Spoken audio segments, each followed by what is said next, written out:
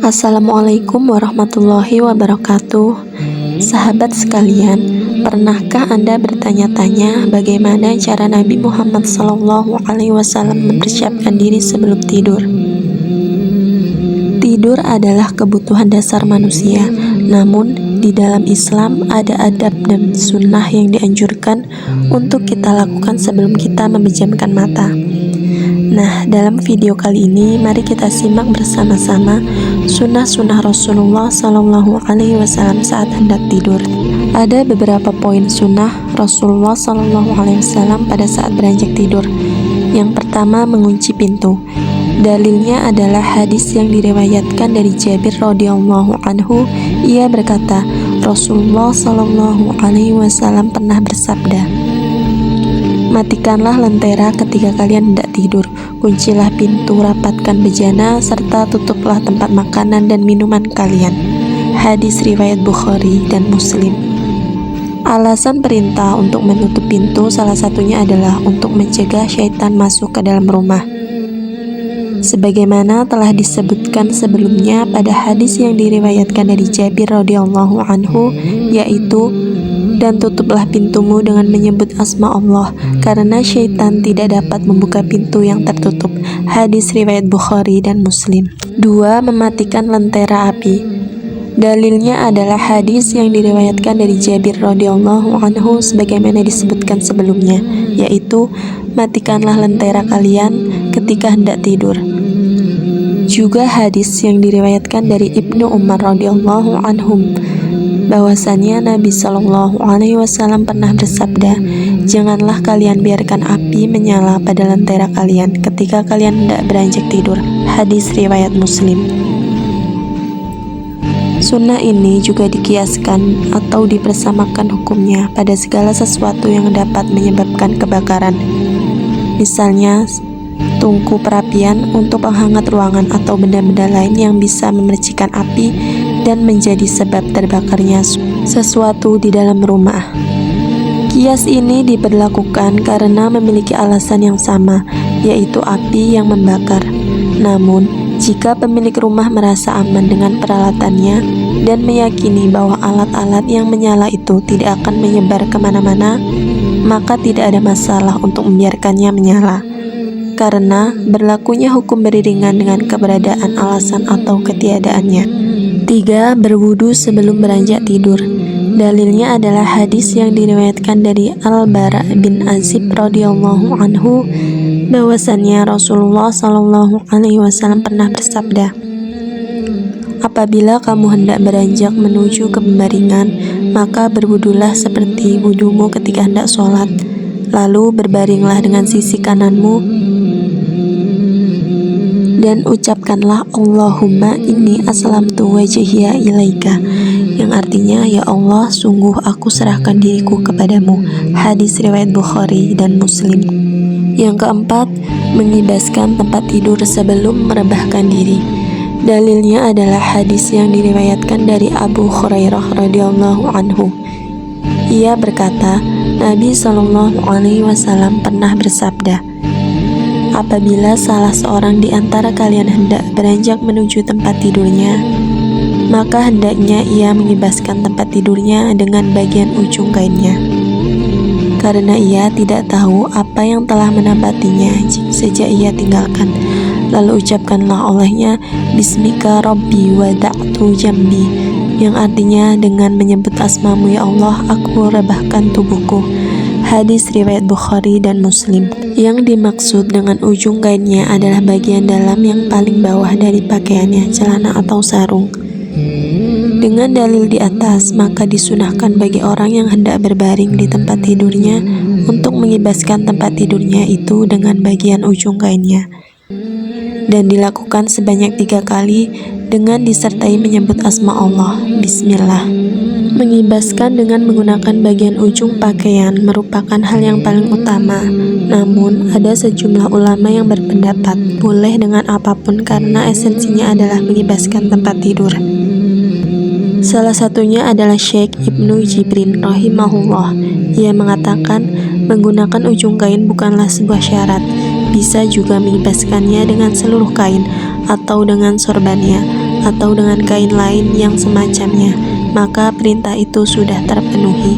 Yang kelima, berbaring dengan sisi kanan tubuh berada di bawah atau miring ke kanan. Yang keenam, meletakkan tangan kanan di bawah pipi yang kanan sebagai alasnya.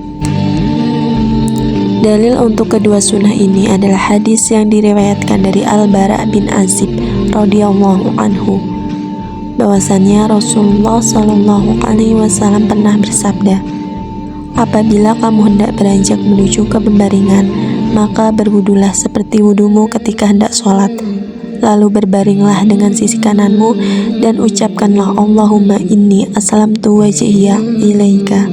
Hadis Bukhari dan Muslim.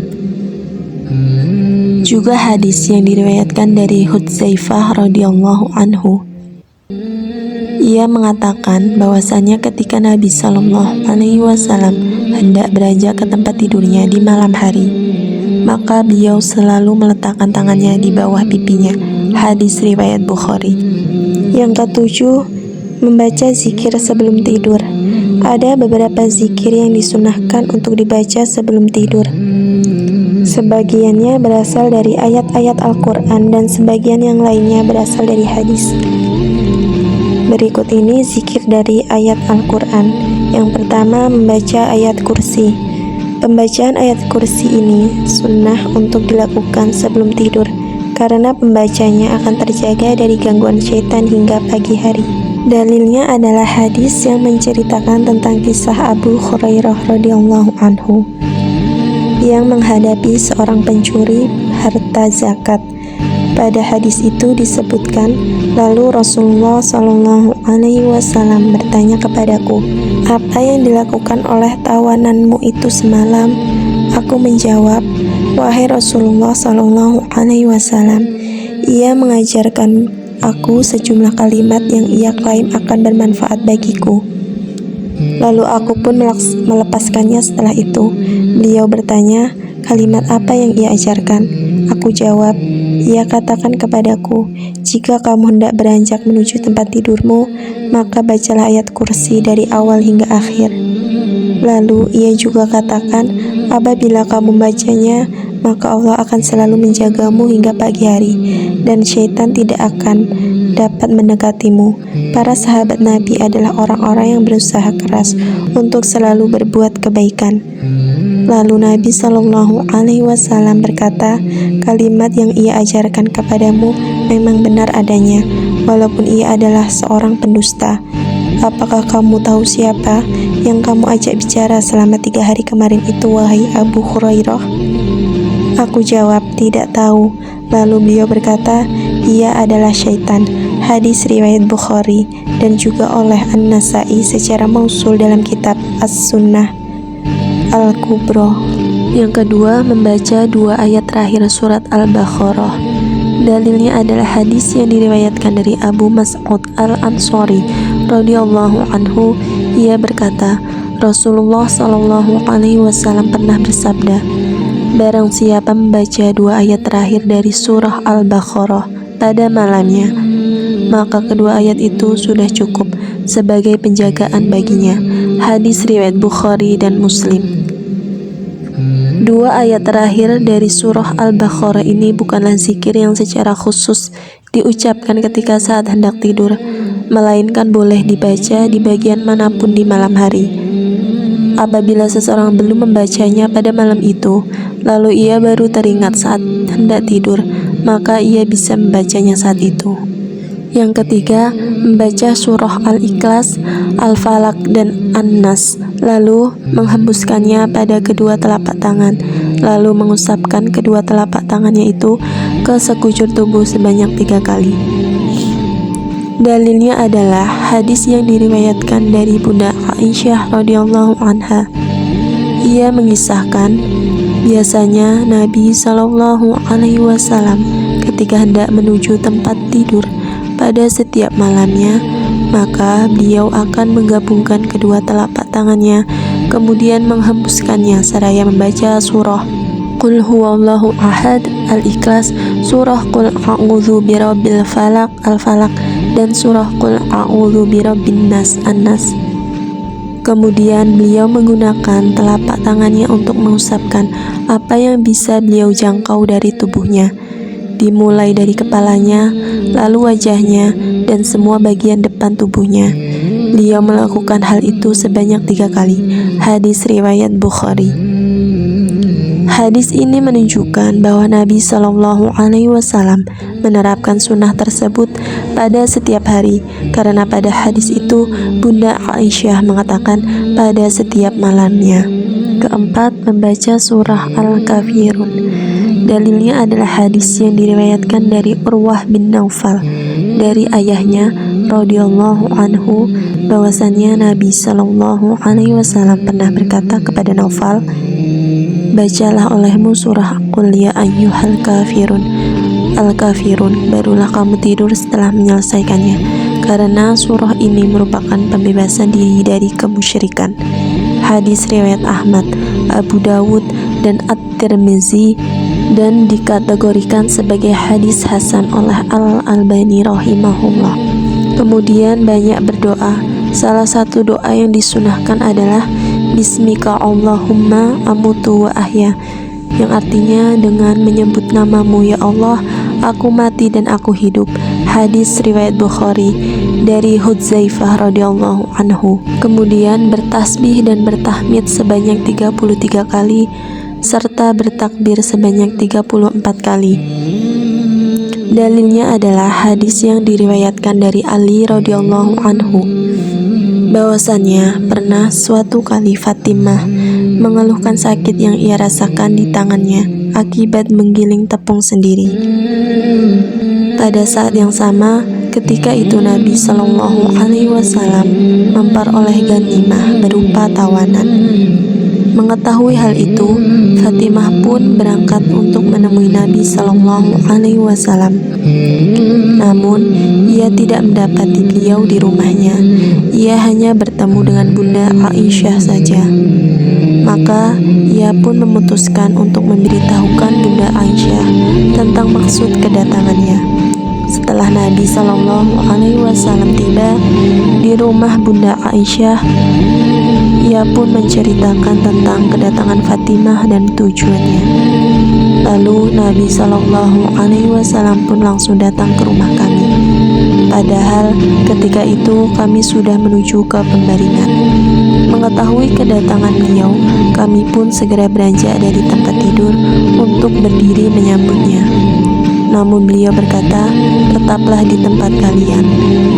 Lalu beliau duduk di tengah-tengah antara aku dan Fatimah. Bahkan ketika itu aku dapat merasakan bekunya kaki beliau di dadaku. Kemudian beliau berkata, maukah kalian berdua aku ajarkan perkara yang lebih baik dari apa yang kalian minta? Apabila kalian hendak tidur, maka bacalah oleh kalian takbir sebanyak 34 kali, tasbih sebanyak 33 kali, dan tahmid sebanyak 33 kali. Itu semua lebih baik untuk kalian berdua dibandingkan memiliki seorang pembantu. Hadis riwayat Bukhari dan Muslim. Pada riwayat lain ditambahkan bahwa setelah menyampaikan riwayat itu, Ali radhiyallahu anhu berkata, aku tidak pernah meninggalkan kebiasaan itu setelah aku mendengarnya dari Nabi. Seseorang bertanya, meskipun pada malam perang Siffin, ia menjawab, aku tidak pernah meninggalkannya meskipun pada malam perang Siffin. Hadis riwayat Bukhari dan Muslim. Jadi itulah beberapa sunnah Rasulullah Shallallahu Alaihi Wasallam yang bisa kita amalkan sebelum tidur. Semoga video ini bermanfaat ya teman-teman. Amalkan sunnah-sunnah beliau Shallallahu Alaihi Wasallam dalam kehidupan sehari-hari kita, agar kita tidak hanya mendapatkan tidur yang nyenyak, tetapi juga pahala yang berlimpah. Jangan lupa subscribe channel ini untuk mendapatkan video-video Islami lainnya selanjutnya. Terima kasih telah menonton. Saya akhiri, wassalamualaikum warahmatullahi wabarakatuh.